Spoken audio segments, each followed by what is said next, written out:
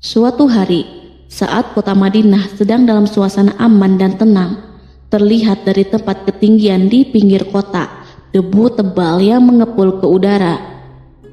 Debu itu semakin meninggi, bergumpal-gumpal hingga hampir menutup angkasa. Angin yang bertiup menyebabkan gumpalan debu dari butiran-butiran pasir Sahara yang lembut dan terbang menghampiri pintu-pintu rumah di Madinah dan berhembus dengan kuatnya di jalan-jalan. Orang-orang menyangka ada badai yang menyapu dan menerbangkan pasir, tetapi kemudian dari balik tirai debu itu mereka mendengar sebersit kabar tentang kedatangan kafilah besar yang panjang. Tak lama kemudian, 700 kendaraan yang syarat dengan muatannya memenuhi jalan-jalan yang mengguncang Madinah. Orang-orang saling memanggil dan mengajak sesamanya untuk menyaksikan keramaian ini, serta turut bergembira atas kedatangan harta dan rezeki yang dibawa kafilah itu. Ummul Mukminin Aisyah ketika mendengar suara hiruk-pikuk kafilah yang bergerak maju itu bertanya, "Apakah yang terjadi di kota Madinah?" Ada yang menjawab, "Kafilah Abdurrahman bin Auf baru datang dari Syam membawa barang-barang dagangannya." "Jadi, kafilah itu yang telah menyebabkan semua guncangan ini?" tanya Ummul Mukminin. "Benar, wahai Ummul Mukminin. Jumlahnya 700 kendaraan." Ummul Mukminin menggeleng-gelengkan kepala. Pandangannya menerawang jauh seolah-olah sedang mengingat-ingat peristiwa yang pernah dilihat atau ucapan yang pernah didengarnya. Kemudian ia berkata, "Aku pernah mendengar Rasulullah Shallallahu Alaihi Wasallam bersabda, aku melihat Abdurrahman bin Auf masuk surga dengan merangkak." Abdurrahman bin Auf akan masuk surga dengan merangkak. Mengapa ia tidak memasukinya dengan melompat atau berlari kecil bersama angkatan pertama para sahabat Rasulullah? Sebagian sahabat menyampaikan cerita Aisyah kepadanya, maka ia pun teringat telah mendengarkan hadis ini dari Nabi lebih dari satu kali dan dengan redaksi yang berbeda-beda. Sebelum tali-tali pengikat perniagaannya dilepas, Abdurrahman melangkahkan kakinya ke rumah Aisyah lalu berkata kepadanya, "Engkau telah mengingatkanku suatu hadis yang tidak pernah kulupakan. Maka saksikanlah bahwa kafilah ini dengan semua muatannya beserta kendaraan dan perlengkapannya aku persembahkan di jalan Allah Azza wa Jalla." Seluruh muatan 700 kendaraan itu dibagi-bagikan kepada semua penduduk Madinah dan sekitarnya sebagai perbuatan baik yang agung. Peristiwa yang satu ini saja sudah cukup untuk mengukir sebuah gambaran yang sempurna tentang kehidupan Rasulullah. Abdurrahman bin Auf, dialah saudagar yang sukses, lebih sukses daripada kesuksesan yang pernah ada. Dia merupakan orang kaya dengan kekayaan yang melimpah ruah. Dia adalah seorang mukmin bijaksana yang tidak ingin bagian dari keuntungan agamanya hilang begitu saja, dan tidak sudi kekayaannya membuat dirinya tertinggal dari kafilah iman dan pahala surga. Untuk itu, ia mendermakan harta kekayaannya dengan kemurahan hati dan kesadaran nurani.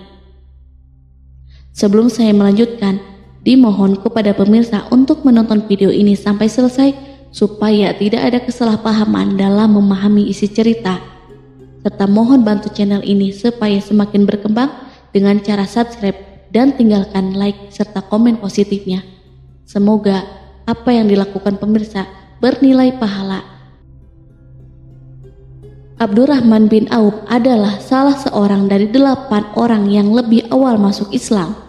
Abu Bakar datang kepadanya menyampaikan Islam, termasuk kepada Utsman bin Affan. Tidak ada persoalan yang tertutup baginya dan tiada keraguan yang menjadi penghalang. Bahkan dia segera pergi bersama Abu Bakar As-Siddiq menemui Rasulullah untuk menyatakan baiat dan memikul bendera Islam.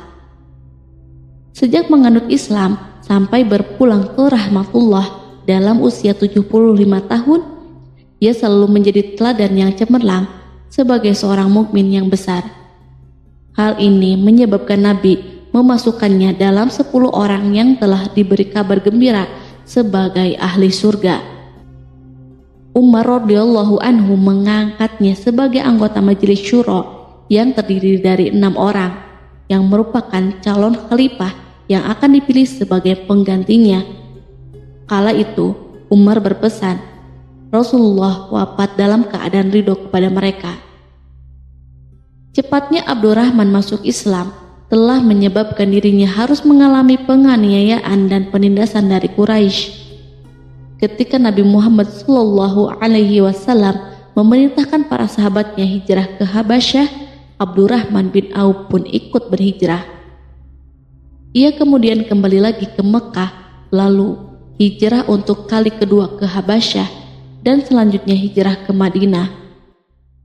Ia ikut bertempur di Perang Badar, Uhud, dan peperangan-peperangan lainnya.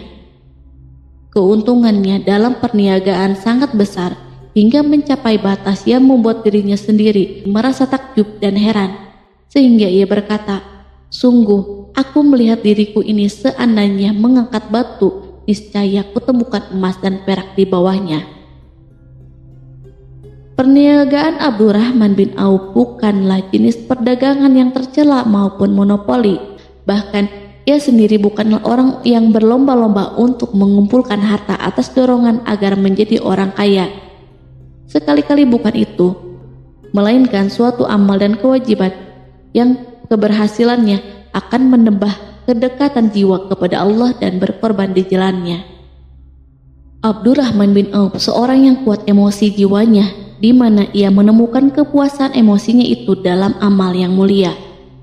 Apabila ia tidak sedang sholat di masjid dan tidak sedang berjihad dalam peperangan, ia pasti sedang mengurus perniagaannya yang berkembang pesat. Sehingga kapilah-kapilahnya dari Mesir dan Syria membawa ke Madinah barang-barang muatan yang dapat memenuhi kebutuhan seluruh jazirah Arab, baik pakaian maupun makanan. Ia menunjukkan kepada kita bahwa seorang yang kuat emosi jiwanya adalah ketika kaum muslimin hijrah ke Madinah. Rasulullah pada waktu itu menerapkan aturan untuk mempersaudarakan 2 orang sahabat, salah seorang dari muhajirin warga Mekah dan yang lain dari Ansor penduduk Madinah. Persaudaraan ini berjalan dengan sempurna hingga membuat hati terpesona. Orang-orang Ansor yang merupakan penduduk asli Madinah membagi seluruh kekayaan miliknya menjadi 2 dengan saudaranya dari kalangan muhajirin. Bahkan istri pun direlakan. Apabila ia beristri 2, ia pun rela menceraikan 1 untuk diperistri saudaranya. Ketika itu Rasul yang mulia mempersaudarakan antara Abdurrahman bin Auf dengan Sa'ad bin Rabi. Sa'ad berkata kepada Abdurrahman, "Saudaraku, aku adalah penduduk Madinah yang paling banyak harta. Silahkan pilih separuh hartaku dan ambillah. Aku juga mempunyai 2 istri. Perhatikanlah yang lebih menarik hatimu dan aku akan menceraikannya, sehingga engkau dapat memperistri dirinya." Abdurrahman bin Auf menjawab, "Semoga Allah memberkahi dirimu dalam istri dan hartamu. Tunjukkanlah letak pasar kepadaku." Abdurrahman pergi ke pasar. Ia berjual beli di sana dan mendapatkan keuntungan. Kehidupan Abdurrahman bin Auf di Madinah, baik semasa Rasulullah maupun sepeninggal beliau, selalu ditunaikan dengan sempurna untuk memenuhi hak agama ini dan beramal di dunia. Perniagaannya sukses dan menguntungkan, seperti diungkapkan sendiri bahwa seandainya ia mengangkat batu dari tempatnya, pasti ia akan mendapatkan emas dan perak di bawahnya. Salah satu faktor yang membuat perniagaannya berhasil dan mendapatkan berkah adalah karena ia sangat selektif untuk berniaga yang halal dan benar-benar menjauhkan diri dari segala bentuk jual beli yang haram, bahkan yang subhat sekalipun. Selain itu, faktor yang menambah kejayaan dan keberkahannya adalah labanya yang bukan untuk Abdurrahman bin Auf sendiri, melainkan di dalamnya terdapat bagian Allah yang ia penuhi dengan baik. Ia menggunakan hartanya untuk memperkokoh hubungan kekeluargaan dan mengeratkan tali persaudaraan, serta menyediakan perlengkapan yang diperlukan tentara Islam. Bila total perniagaan dan kekayaan yang lainnya ditambah keuntungan yang diperolehnya dihitung, jumlah kekayaan Abdurrahman bin Auf itu dapat diperkirakan dengan memperhatikan jumlah yang dibelanjakan di jalan Allah. Suatu hari, ia mendengar Rasulullah bersabda, "Wahai Ibnu Auf, engkau termasuk golongan orang kaya dan engkau akan masuk surga dengan merangkak. Karena itu, pinjamkanlah kekayaan itu kepada Allah agar Dia mempermudah langkahmu." Sejak ia mendengar nasihat Rasulullah ini dan menyediakan bagi Allah pinjaman yang baik, Allah justru semakin melipat gandakan kekayaannya hingga berlimpah ruah. Suatu hari, ia menjual tanah seharga 40.000 dinar. Kemudian uang itu dibagi-bagikan untuk semua keluarganya dari Bani Juhroh, untuk para istri Nabi, dan untuk kaum muslim yang miskin. Pada kesempatan lain, ia menyerahkan 500 ekor kuda untuk perlengkapan tentara Islam. Pada hari yang lain, ia menyerahkan 1.500 kendaraan unta. Menjelang wafat, ia mewasiatkan 50.000 dinar untuk diinfakkan di jalan Allah.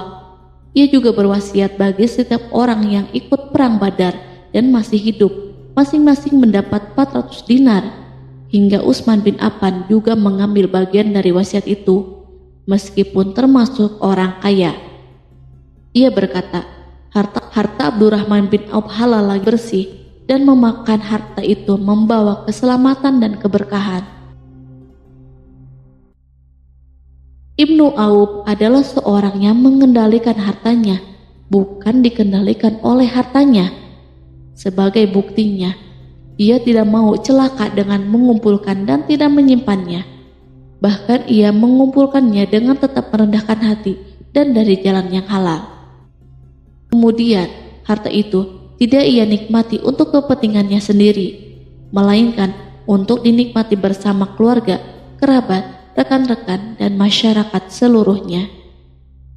Karena begitu luas pemberian serta bantuannya, ada yang mengatakan seluruh penduduk Madinah berserikat dengan Abdurrahman bin Auf pada hartanya. Sepertiga dipinjamkannya kepada mereka, sepertiga lagi dipergunakannya untuk membayar utang-utang mereka, dan sepertiga sisanya dibagi-bagikan kepada mereka. Harta kekayaan ini tidak akan pernah membuat kelegaan dan kesenangan pada dirinya selama ia belum menemukan jalan untuk membela agama dan membantu rekan-rekannya. Adapun untuk selain itu, ia selalu merasa khawatir terhadap kekayaannya. Suatu hari dihidangkan kepadanya makanan untuk berbuka, karena waktu itu sedang berpuasa.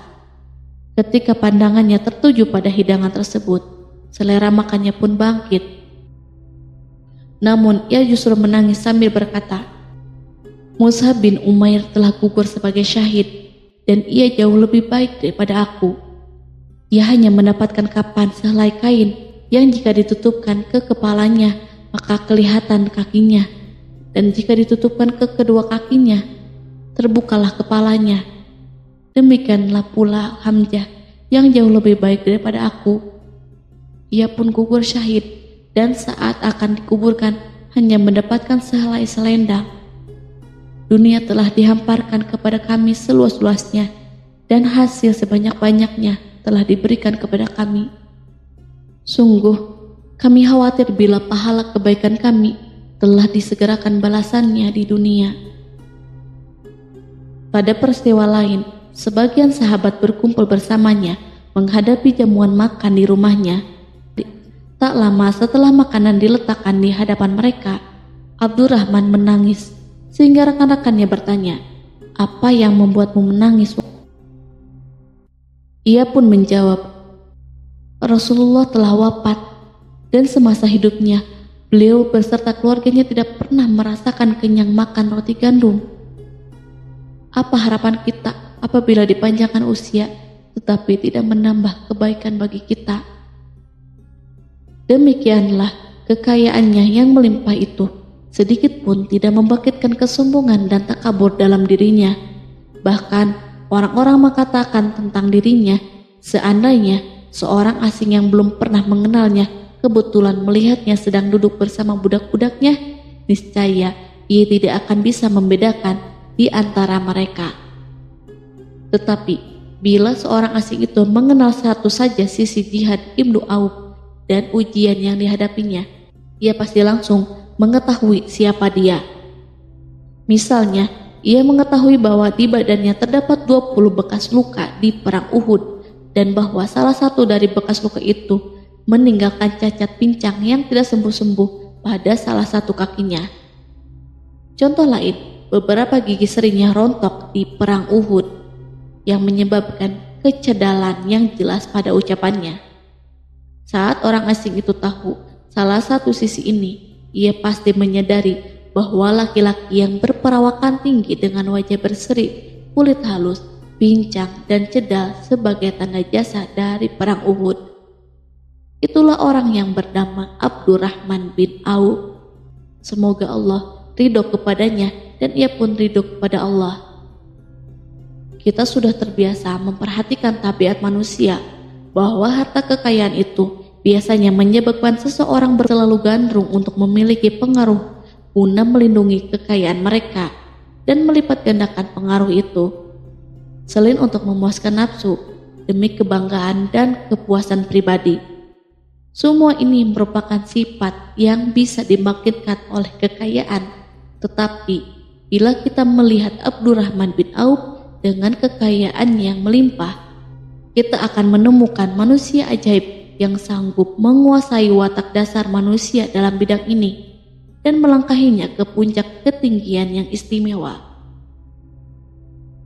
Peristiwa itu terjadi ketika Umar bin Khattab hendak berpisah dengan rohnya yang suci dan memilih 6 orang di antara para sahabat Rasulullah agar mereka memilih salah seorang di antara mereka untuk menjadi khalifah yang baru.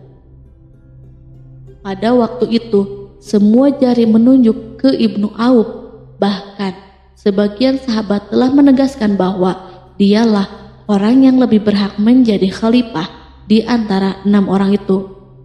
Namun, ia menjawab, "Demi Allah, seandainya diambilkan pisau lalu ditaruh ke atas leherku, kemudian kalian menusukkannya sampai tembus, itu lebih aku sukai daripada menerima jabatan tersebut."